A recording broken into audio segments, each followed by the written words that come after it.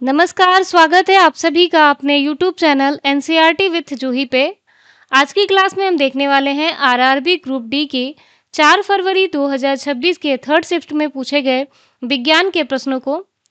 ये प्रश्न आपकी आगामी परीक्षा के लिए बहुत ही महत्वपूर्ण हैं और इस तरह के वीडियोस को देखने के लिए आप एक बार प्लेलिस्ट में जा कर के वीडियो को ज़रूर देखें और अपनी तैयारी को बेहतर बनाएं। चलिए हम प्रश्नों की शुरुआत करते हैं। पहला प्रश्न है, अंडे के निर्माण के दौरान अंडाशय और गर्भाशय में होने वाले नियमित परिवर्तनों को क्या कहा जाता है? आंसर है विकल्प सी, आर्तव चक्र, जिसे मेंस्ट्रुअल साइकिल कहते हैं। अभी जानेंगे हम लोग कि मेंस्ट्रुअल साइकिल क्या होता है। तो मेंस्ट्रुअल साइकिल जो है महिलाओं में होने वाला एक नियमित चक्रीय परिवर्तन होता है, जिससे अंडाशय और गर्भाशय में परिवर्तन होते हैं। औसतन आर्तव चक्र की अवधि लगभग 28 दिन की होती है और इस चक्र में अंडोत्सर्जन, गर्भाशय की अंतः अस्तर का मोटा होना, यदि निषेचन न हो तो उसका निकलना, मासिक धर्म जिसको कहते हैं, ये प्रक्रिया शामिल है। चक्र का नियंत्रण पिट्यूटरी ग्रंथि से स्रावित हार्मोन एफएसएच और एलएच तथा अंडाशय से स्रावित एस्ट्रोजन और प्रोजेस्टेरोन द्वारा होता है। आर्तव चक्र का मुख्य कार्य निषेचन के लिए शरीर को तैयार करना और निषेचन न होने पर गर्भाशय की परत को निकलने की प्रक्रिया है, जिसे हम मासिक धर्म कहते हैं। यहाँ पे आपको महिला प्रजनन तंत्र का सरल चित्र भी दिखाया गया है और किस प्रकार से आर्तव चक्र के चरण होते हैं लगभग 28 दिन के, ये भी यहाँ पे साइकिल बताया गया है। तो चलिए अगले प्रश्न पे बढ़ते हैं। आपका अगला प्रश्न है, रुक्ष अंतःप्रद्रव्यी जालिका RER प्रोटीन संश्लेषण के लिए किसे धारण करती है, जबकि चिकनी अंतःप्रद्रव्यी जालिका SER किसका संश्लेषण करती है? आंसर है विकल्प डी, राइबोसोम लिपिड।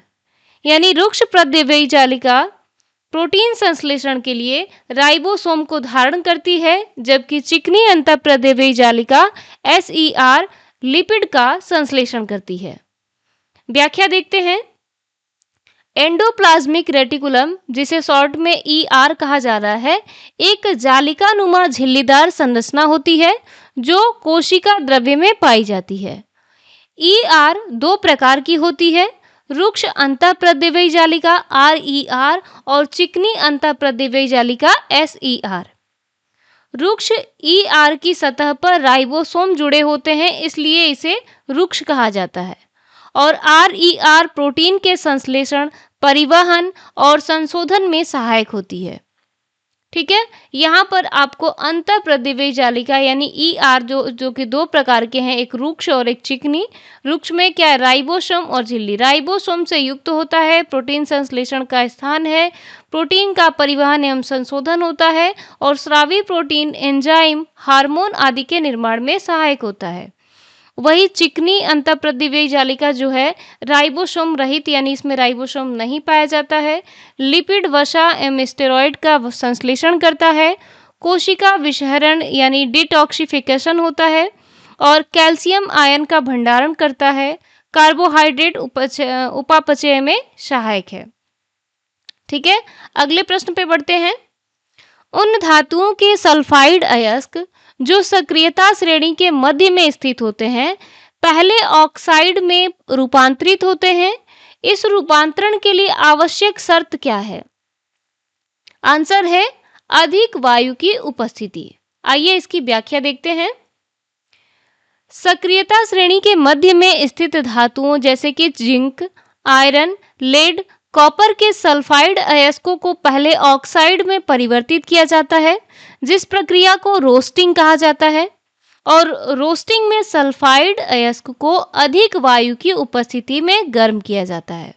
ठीक है, इस दौरान सल्फाइड ऑक्सीजन से क्रिया करके ऑक्साइड में बदल जाता है, जैसे SO2 गैस निकलती है। ठीक है, जब सल्फाइड जो है वो ऑक्साइड में बदलता है तो वो SO2 गैस यहाँ पे निकलती है। तो ये क्या है, रोस्टिंग प्रक्रिया होती है। ठीक है, यहाँ पर बकायदे आपको अभिक्रिया भी करके बताया गया है। मध्य श्रेणी की धातुओं के सल्फाइड अयस्कों को ऑक्साइड में बदलने के लिए अधिक वायु की उपस्थिति आवश्यक है। अगला प्रश्न, निम्नलिखित में से कौन सा उत्तक नहीं है? आंसर है विकल्प ए, लाल रक्त कणिकाएं। बाकी आपका तंत्रिका उत्तक भी है, रुधिर जो है ये भी उत्तक है और पेशीय उत्तक है। ठीक है। व्याख्या, उत्तक जो है समान संरचना और समान कार्य करने वाली कोशिकाओं का समूह होता है। मानव शरीर में प्रमुख रूप से 4 प्रकार के उत्तक पाए जाते हैं: उपकला उत्तक, संयोजी उत्तक, पेशी उत्तक तथा तंत्रिका उत्तक। उपकला उत्तक क्या करते हैं? शरीर की सतह को ढकते हैं और सुरक्षा प्रदान करते हैं, जैसे कि हमारी त्वचा की ऊपरी परत। ये क्या है? उपकला उत्तक है। संयोजी उत्तक क्या करते हैं? शरीर के विभिन्न भागों को जोड़ते और सहारा देते हैं, जैसे कि रुधिर, हड्डी और वसा। पेशी उत्तक शरीर की गति के लिए उत्तरदायी होते हैं, जैसे कि कंकालीय पेशियां और हृदय पेशियां। और तंत्रिका उत्तक जो है शरीर के विभिन्न भागों के बीच संदेश का संचार करते हैं, जैसे कि मस्तिष्क, रीढ़ की हड्डियां और तंत्रिकाएं। ठीक है। लाल रक्त कणिकाएं जो है ये रुधिर की कोशिकाएं हैं, ये उत्तक नहीं है बल्कि कोशिकाएं होती हैं। और रुधिर को संयोजी उत्तक का द्रव रूप माना जाता है, जिसका कार्य पदार्थों का परिवहन करना। याद रहेगा, उत्तक कितने प्रकार के? 4 प्रकार के। ठीक है। अगला प्रश्न, एक समान वृत्तीय गति में किस वस्तु के वेग की दिशा क्या होती है? आंसर है विकल्प डी, वृत्तीय पथ के स्पर्श रेखीय। आइए समझते हैं। एक समान वृत्तीय गति में वस्तु समान समय अंतराल में समान दूरी तय करती है, परंतु उसकी दिशा निरंतर बदलती रहती है और किसी भी बिंदु पर वस्तु का वेग उस बिंदु पर वृत्तीय पथ की स्पर्श रेखा की दिशा में होता है। वेग सदैव क्षणिक होता है और दिशा परिमाण दोनों रखता है, जबकि चाल केवल परिमाण रखती है। वृत्तीय गति में केंद्र की ओर कार्य करने वाला बल अभिकेंद्रीय बल कहा जाता है और वेग की दिशा बदलती है, इसलिए एक समान वृत्तीय गति त्वरण युक्त गति होती है। ठीक है। अगला प्रश्न, CuO प्लस H2 अभिक्रिया करके Cu प्लस H2O अभिक्रिया में निम्न में से कौन सा पदार्थ ऑक्सीकृत होता है? आंसर है विकल्प सी, हाइड्रोजन। व्याख्या है, ऑक्सीकरण वह प्रक्रिया है जिसमें किसी पदार्थ द्वारा ऑक्सीजन ग्रहण किया जाता है या फिर हाइड्रोजन का विलोपन होता है या फिर इलेक्ट्रॉनों की हानि होती है। और अपचयन वह प्रक्रिया है जिसमें किसी पदार्थ द्वारा ऑक्सीजन का विलोपन होता है या हाइड्रोजन का ग्रहण होता है या इलेक्ट्रॉनों का ग्रहण होता है। तो CuO में कॉपर की ऑक्सीकरण संख्या कितनी है? 2 है। और अभिक्रिया के बाद उत्पाद Cu में कॉपर की ऑक्सीकरण संख्या 0 हो जाती है, अतः CuO जो है वो अपचयित होता है। H2 में हाइड्रोजन की ऑक्सीकरण संख्या 0 है तथा H2O में हाइड्रोजन की ऑक्सीकरण संख्या +1 हो जाती है, अतः H2 क्या है? ऑक्सीकृत होता है। तो आपसे प्रश्न भी यही पूछा कि कौन ऑक्सीकृत होता है, तो आंसर क्या है? हाइड्रोजन। जब ऑक्सीकरण संख्या में वृद्धि होती है तो उसे ऑक्सीकरण कहते हैं और जब ऑक्सीकरण संख्या में कमी होती है उसे अपचयन कहते हैं। याद रहेगा। अगला प्रश्न, कौन सी विशेषता सभी ठोस पदार्थों के लिए समान है? आंसर है विकल्प सी, समान परिस्थितियों में निहित आयतन और आकार। देखते हैं। ठोस पदार्थों के कण एक दूसरे के बहुत निकट व्यवस्थित होते हैं और उनके बीच आकर्षण बल बहुत अधिक होता है। ठोस पदार्थों के कण अपने निश्चित स्थान पर केवल कंपन करते हैं, इसी कारण उनका आकार और आयतन निश्चित रहता है। और ठोस पदार्थों की संरचना जो है वो कठोर होती है, इसलिए ये बाहरी बल लगाने पर सुगमता से संपीड़ित नहीं होते। सामान्य तापमान एवं दाब पर प्रत्येक ठोस का निश्चित आयतन आकार होता है और यह सभी ठोस पदार्थों की समान विशेषता होती है। ठोस पदार्थों के उदाहरण क्या हैं? पत्थर, लकड़ी, धातु, प्लास्टिक। ठीक है। ये सभी क्या है? ठोस पदार्थों के उदाहरण हैं। अगला प्रश्न है, किसी परिनालिका के भीतर समांतर सीधी चुंबकीय क्षेत्र रेखाओं की उपस्थिति क्या दर्शाती है? आंसर है विकल्प डी, परिनालिका के भीतर चुंबकीय क्षेत्र एक समान है। लंबी परिनालिका के भीतर चुंबकीय क्षेत्र रेखाएं समांतर, सीधी और समान दूरी पर होती हैं और समांतर और समान दूरी पर चुंबकीय क्षेत्र रेखाएं होने का अर्थ है कि क्षेत्र की परिमाण और दिशा सभी बिंदुओं पर समान होती है। आदर्श परिनालिका के भीतर चुंबकीय क्षेत्र का मान एक समान होता है, जबकि अंतिम सिरों के पास ही थोड़ा सा बदलन होता है। ठीक है, परिनालिका के भीतर उत्तर ध्रुव उस सिरे पर बनता है जहां धारा वामावर्त दिशा में दिखाई देती है।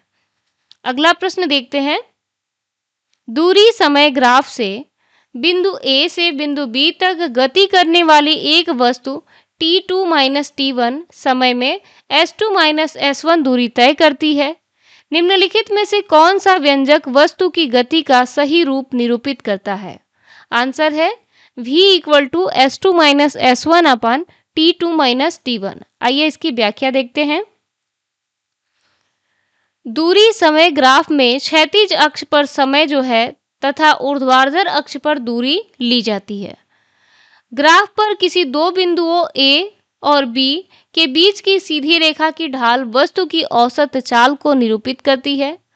औसत चाल बराबर कुल दूरी बटा कुल समय, यानी कि v = s2 - s1 अपन t2 - t1। यदि ग्राफ सीधी रेखा में है तो गति समान होती है और यदि ग्राफ वक्र है तो गति असमान होती है। ठीक है, याद रखिएगा, यहाँ पे दूरी समय ग्राफ के लिए यहाँ पे ग्राफ तैयार किया गया है। अगला प्रश्न देखें, निरपेक्ष अपवर्तनांक के बारे में निम्नलिखित में से कौन सा कथन सही है? आंसर है विकल्प सी, यह सदैव 1 से अधिक होता है। व्याख्या देखते हैं। निरपेक्ष अपवर्तनांक किसी माध्यम में प्रकाश की चाल का निर्वात में प्रकाश की चाल के अनुपात के बराबर होता है, यानी n = c/v। निर्वात में प्रकाश की चाल कितनी होती है? 3 × 10⁸ मीटर सेकेंड इनवर्स। किसी भी माध्यम में प्रकाश की चाल निर्वात में प्रकाश की चाल से कम होती है, अर्थात v > c। चूंकि n = c/v और v < c, इसलिए n > 1। केवल निर्वात के लिए n बराबर क्या होता है? 1 होता है। अगला प्रश्न, परमाणु में प्रोटॉन कहाँ पाए जाते हैं? आंसर है नाभिक में।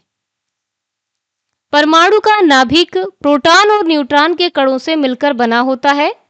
प्रोटॉन पर धनात्मक आवेश और यह नाभिक में स्थित होता है। नाभिक परमाणु का अत्यंत छोटा, घना और भार युक्त भाग होता है। किसी परमाणु की पहचान उसके नाभिक में उपस्थित प्रोटॉन की संख्या से होती है और इलेक्ट्रॉन जो है वो नाभिक के चारों तरफ निश्चित पथ पर घूमते रहते हैं। ठीक है, अगला प्रश्न देखते हैं, किसी प्रजाति के भीतर विविधता क्या सुनिश्चित करती है? आंसर है कोई विकास नहीं। व्याख्या देखते हैं। किसी प्रजाति के व्यक्तियों में गुणों जैसे कि उनका आकार, रंग, व्यवहार आदि में अंतर पाया जाता है, जिसे हम विविधता कहते हैं। और विविधता पर्यावरण में परिवर्तन होने पर कुछ व्यक्तियों को बेहतर अनुकूलन में मदद करती है। विविधता के कारण प्रजाति के कुछ सदस्य प्रतिकूल परिस्थितियों में जीवित रह पाते हैं और अपनी संतति को आगे बढ़ाते हैं। विविधता प्राकृतिक चयन और विकास की प्रक्रिया का आधार होता है। विविधता के बिना प्रजाति का अस्तित्व जोखिम में पड़ सकता है और प्रजाति विलुप्त हो सकती है।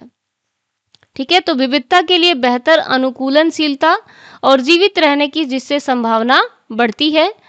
विविधता प्राकृतिक चयन में सहायक और विकास की प्रक्रिया में आगे बढ़ती है। विविधता के बिना पर्यावरण परिवर्तन में अधिकांश जीव नष्ट हो सकते हैं। विविधता उत्परिवर्तन के प्रभाव का प्राकृतिक चयन करती है, इसलिए विविधता प्रजाति के अस्तित्व और दीर्घकालिक जीवित रहने के लिए आवश्यक है। अगला प्रश्न देखते हैं, एक लड़की ने एक चट्टान के पास ताली बजाई और 4s के बाद प्रतिध्वनि सुनी।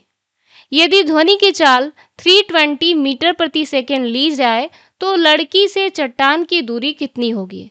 आंसर है 640 m, यानी कि 640 मीटर। आइए समझते हैं कैसे।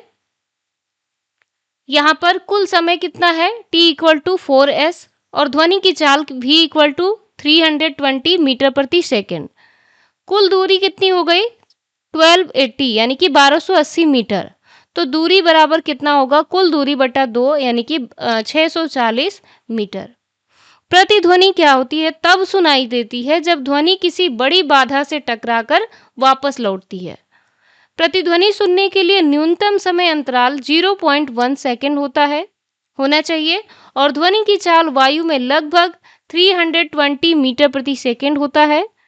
ध्वनि द्वारा तय की गई कुल दूरी बराबर चाल गुणे समय, यानी दूरी बराबर v इंटू टी। प्रतिध्वनि में ध्वनि का मार्ग वहां तक जाना और वापस लौटना होता है, अतः दूरी बराबर कुल दूरी बटा 2। तो यहां से आपका मान निकल के आया कितना? 640 मीटर। अगले प्रश्न पे बढ़ें। यदि धारा को नियत रखते हुए फेरों की संख्या बढ़ा दी जाए तो वृत्तीय कुंडली द्वारा उत्पन्न चुंबकीय क्षेत्र की प्रबलता पर क्या प्रभाव पड़ता है? आंसर है विकल्प सी, यह एकल फेरे की तुलना में n गुना अधिक हो जाता है। व्याख्या। वृत्तीय कुंडली यानी n फेरों वाली में धारा I प्रवाहित होने पर केंद्र पर चुंबकीय क्षेत्र की प्रबलता B equal to mu 0 n I upon 2r, जहां पे r क्या है? कुंडली की त्रिज्या, और म्यू 0 क्या है? निर्वात की चुंबकशीलता। यदि धारा और त्रिज्या नियत रखें और फेरों की संख्या बढ़ाएं तो B इंटू n के समानुपाती होता है। अतः यहाँ से क्या निकल के आया?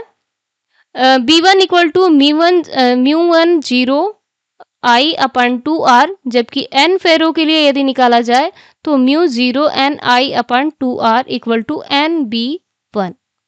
ठीक है, तो आपका आंसर क्या हो जाता है? n गुना अधिक होती है। अतः n फेरों वाली कुंडली द्वारा उत्पन्न चुंबकीय क्षेत्र की प्रबलता एकल फेरे की तुलना में n गुना होती है। ठीक है, अगला प्रश्न देखते हैं। बोहर के परमाणु मॉडल के अनुसार m कोष को मुख्य क्वांटम संख्या n द्वारा दर्शाया जाता है, जो कि किसके बराबर है? आंसर है विकल्प सी, 3 के। व्याख्या देखते हैं। बोहर के परमाणु मॉडल में इलेक्ट्रॉन नाभिक के चारों ओर निश्चित वृत्तीय कक्षाओं में घूमते हैं, जिन्हें कोष या ऊर्जा स्तर कहा जाता है, और प्रत्येक कोष को मुख्य क्वांटम संख्या n से दर्शाया जाता है, जहां पे n इक्वल टू 1 2 3 या अनंत तक हो सकती है।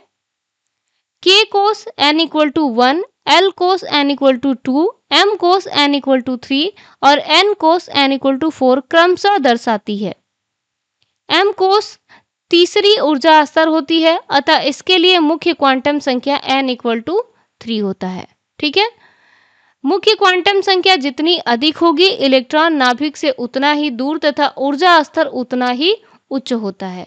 यहाँ पे देख सकते हैं k कोष n इक्वल टू 1, l कोष n इक्वल टू 2, m कोष n इक्वल टू 3 और n कोष n इक्वल टू 4। तो आपसे क्या पूछा था? तीसरी कक्षा का, तो कितना होगा? n इक्वल टू 3 होगा। अगला प्रश्न, किसी पिंड पर कार्यरत एक समान बल द्वारा किए गए कार्य के संबंध में निम्नलिखित में से कौन से कथन सत्य नहीं है? आंसर है विकल्प बी, 1 और 3। पहला कथन क्या है कि बल द्वारा किया गया कार्य कभी भी ऋणात्मक नहीं हो सकता, ये कथन गलत है। और तीसरा कथन है कि किए गए कार्य का एसआई मात्रक पास्कल होता है, ये भी कथन गलत है। ठीक है, और ये कथन जो है आपका सत्य है कि यदि बल की दिशा और पिंड के विस्थापन समान है तो किया गया कार्य जो है वो धनात्मक होगा। बिल्कुल सही है। ठीक है, यहाँ पर कार्य की परिभाषा दी गई है कि जब किसी पिंड पर बल लगाकर उसे विस्थापन कराया जाता है तो बल द्वारा किया गया कार्य W equal to F cos theta होता है। जहाँ पे बल और विस्थापन की दिशा समान हो तो cos थीटा और तो थीटा इक्वल टू 0 डिग्री तो cos थीटा बराबर कितना होता है 1, अतः W इक्वल टू Fs धनात्मक कार्य होगा। और यदि बल और विस्थापन की दिशा विपरीत हो तो थीटा इक्वल टू 180 डिग्री, तो cos थीटा इक्वल टू क्या होगा -1, अतः W इक्वल टू -Fs जो कि ऋणात्मक कार्य होगा। और यदि बल और विस्थापन परस्पर लंबवत हो तो थीटा इक्वल टू 90 डिग्री, तो W इक्वल टू 0 यानी कार्य क्या होगा 0 होगा। ठीक है, अगले प्रश्न पे बढ़े। बर्फ पिघलने के दौरान बर्फ का तापमान स्थिर क्यों रहता है? आपका जवाब है विकल्प ए, ऊष्मा का उपयोग अणुओं के बीच के आबंधों को विघटित करने के लिए किया जाता है। व्याख्या, जब बर्फ पिघलती है तब बाह्य ताप देने पर भी तापमान 0 डिग्री सेल्सियस पर स्थिर रहता है और प्रदान की गई ऊष्मा बर्फ के अणुओं के बीच के आबंधों को तोड़ने में उपयोगी होता है और यह प्रक्रिया गलन कहलाती है, जिसमें बर्फ ठोस से द्रव में बदलता है। इसे गुप्त ऊष्मा भी कहा जाता है और इस अवस्था परिवर्तन के दौरान अणुओं की औसत गतिज ऊर्जा नहीं बढ़ती। ठीक है, बर्फ का गलनांक कितना होता है 0 डिग्री सेल्सियस। पिघलने के समय तापमान स्थिर रहता है और दी गई ऊष्मा आबंधों को तोड़ने में उपयोगी होती है। इस ऊष्मा को गुप्त ऊष्मा कहा जाता है। अगला प्रश्न, गुरुत्वीय त्वरण के संबंध में निम्नलिखित में से कौन सा कथन सत्य है? आपका जवाब है ना तो ए और ना ही बी, यानी कि ना तो पहला कथन सत्य है और ना ही दूसरा, दोनों ही कथन आपके गलत हैं। गुरुत्वीय त्वरण का मान गुरुत्व के प्रभाव में आने वाली वस्तु के द्रव्यमान पर निर्भर करता है और दूसरा कथन है कि गुरुत्वीय त्वरण का मान सार्वभौमिक रूप से स्थिर रहता है। तो दोनों ही कथन आपके गलत हैं। इसकी व्याख्या क्या होगी कि गुरुत्वीय त्वरण जो है वह त्वरण है जो किसी वस्तु को केवल गुरुत्वाकर्षण बल के कारण प्राप्त होता है। यह त्वरण वस्तु के द्रव्यमान पर निर्भर नहीं करता। सभी वस्तुएं समान स्थान पर समान जी से गिरती हैं, यानी कि समान गुरुत्वीय त्वरण से गिरती हैं। जी पृथ्वी के केंद्र की ओर कार्य करता है और इसे वेक्टर राशि के रूप में व्यक्त किया जाता है। जी का मान स्थान के अनुसार बदलता है परंतु सार्वभौमिक रूप से स्थिर नहीं रहता। पृथ्वी की सतह के निकट स्मॉल जी का औसत मान 9.8 मीटर प्रति सेकंड स्क्वायर होता है, याद रखिएगा। ठीक है, अगले प्रश्न पे बढ़े। निम्नलिखित में से कौन सी अभिक्रिया उदासीनीकरण अभिक्रिया है? आंसर है विकल्प सी, दोहरा विस्थापन यानी डबल डिस्प्लेसमेंट। क्या होता है? उदासीनीकरण अभिक्रिया एक अम्ल और क्षार के बीच होती है। यह एक प्रकार की दोहरा विस्थापन अभिक्रिया है जिसमें दो यौगिकों के आयन आपस में अदला बदली करते हैं और इसके फलस्वरूप लवण और जल बनता है। यह अभिक्रिया प्रायः ऊष्माक्षेपी होती है, अर्थात ऊष्मा का उत्सर्जन होता है। दैनिक जीवन में उदाहरण है HCl + NaOH, जठर अम्ल का क्षारीय एंटासिड से उपचार। ठीक है, देखिए अम्ल और क्षार अभिक्रिया करके क्या बनाते हैं? लवण और जल। तो ये कौन सी अभिक्रिया है? उदासीनीकरण अभिक्रिया, जिसे हम दोहरा विस्थापन कहते हैं। ठीक है, अगला प्रश्न, यौन संचारित रोग एड्स निम्नलिखित में से किसके कारण होता है? आप सभी को पता है एड्स जो है वो HIV के कारण होता है, यानी कि वो क्या होता है? एक वायरस होता है। ठीक है, ह्यूमन इम्यूनो डिफिशियंसी वायरस। अगला प्रश्न, फसलों की समय पर बुआई किसान के लिए किस प्रकार से लाभदायक है? आंसर है इससे खरपतवारों के साथ प्रतिस्पर्धा से बचा जा सकता है। व्याख्या, फसलों की समय पर बुआई करने से पौधों को उचित नमी, तापमान और प्रकाश सही समय पर मिलते हैं, जिससे कि उनका विकास अच्छा होता है और समय पर बोई गई फसल खरपतवारों के साथ प्रतिस्पर्धा में बढ़त बना लेती है और पोषक तत्व, जल तथा प्रकाश का बेहतर उपयोग करता है। इससे फसल में कीटों एवं रोगों का प्रकोप कम होता है और उपज की गुणवत्ता में सुधार होता है। समय पर बुआई से फसल समय पर पकती है और किसान को उचित समय पर बाजार में बेचने का अवसर मिलता है। तो याद रखिएगा, अगर समय पर बुआई की जाए तो फसल को बढ़ावा मिलता है, खरपतवार कम होते हैं, पोषक तत्व, जल व प्रकाश का बेहतर उपयोग, अच्छी वृद्धि और अधिक पैदावार होता है। और यदि देरी से बुआई करें तो खरपतवार बहुत अधिक हो जाएंगे, तो उससे प्रतिस्पर्धा खरपतवारों से बढ़ जाएगी, पोषक तत्व व जल की कमी हो जाएगी, फसल की वृद्धि रुक सकती है और पैदावार कम होता है। अगले प्रश्न पे बढ़ते हैं। योगज अभिक्रिया में सामान्यतः क्या शामिल होता है? आंसर है विकल्प बी, परमाणु असंतृप्त आबंधों में जुड़ जाते हैं। आंसर, योगज अभिक्रिया जिसे एडिशन रिएक्शन कहते हैं, इसमें दो या अधिक परमाणु समूह असंतृप्त आबंध में जुड़ जाते हैं। इस अभिक्रिया में कोई उप उत्पाद नहीं बनता और एक ही उत्पाद प्राप्त होता है। यह अभिक्रिया मुख्यतः एल्कीन, एल्काइन और एल्काइल जैसे असंतृप्त हाइड्रोकार्बनों में होती है। असंतृप्त आबंध C डबल बॉन्ड C या फिर C ट्रिपल बॉन्ड C की पाई आबंध आसानी से टूटती है और नए सिग्मा आबंध बनती है। ठीक है, हाइड्रोजनीकरण, हैलोजन का योग, हाइड्रोजन हैलाइड का योग आदि जो है इनके प्रमुख उदाहरण हैं। अगला प्रश्न देखते हैं। जब एटीपी में टर्मिनल फॉस्फेट लिंकेज को जल का उपयोग करके तोड़ा जाता है तो Kj/मोल के बराबर ऊर्जा मुक्त होती है। आंसर क्या है आपका? विकल्प सी 30.5। व्याख्या, एटीपी कोशिका की प्राथमिक ऊर्जा मुद्रा है। एटीपी में 3 फॉस्फेट समूह होते हैं, अल्फा, बीटा और गामा।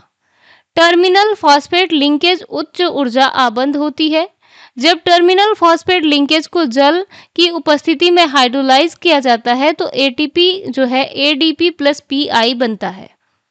इस हाइड्रोलाइसिस पर लगभग 30.5 Kj/मोल ऊर्जा मुक्त होती है जो जैविक प्रक्रियाओं में उपयोगी होता है। ठीक है, अगला प्रश्न देखते हैं। प्लास्टिक जैसे गैर जैव निम्नकरणीय कचरे के प्रबंध का सर्वोत्तम तरीका क्या है? आंसर है विकल्प बी, इसे रिसाइकल करें और पुनः उपयोग करें। क्या होता है? प्लास्टिक जैसे गैर जैव निम्नकरणीय कचरे का प्रबंधन बहुत आवश्यक है क्योंकि यह प्राकृतिक रूप से बहुत धीरे धीरे विघटित होता है। ऐसे कचरे को भूमि में दबाने से मिट्टी की उर्वरता कम होती है और भूमि अनुपयोगी हो सकता है। तो खुले में जलाने से वायु प्रदूषण होता है और विषाक्त गैसें डाइऑक्सिन, फ्यूरॉन आदि निकलती है और पुनर्चक्रण करने से संसाधन की बचत होती है और पर्यावरण प्रदूषण कम होता है। और वही पुनः उपयोग करने से प्लास्टिक कचरे की मात्रा कम होती है और कचरा प्रबंधन आसान बनता है। ठीक है, अगला प्रश्न देखें। निम्नलिखित में से कौन सा या आयनिक यौगिकों का एक विशिष्ट गुण है? आंसर है विकल्प बी, आयनों के बीच प्रबल स्थिर वैद्युत बल। तो आपका यहाँ पे कुल 25 क्वेश्चन जो है कि कंप्लीट होता है। उम्मीद है कि आपको वीडियो अच्छा लगा होगा। यदि वीडियो अच्छा लगे तो प्लीज़ हमारे चैनल को सब्सक्राइब करें और अपने दोस्तों के साथ इस वीडियो को ज़्यादा से ज़्यादा शेयर करें। ठीक है, मिलेंगे अगले वीडियो में एक नए टॉपिक के साथ। धन्यवाद।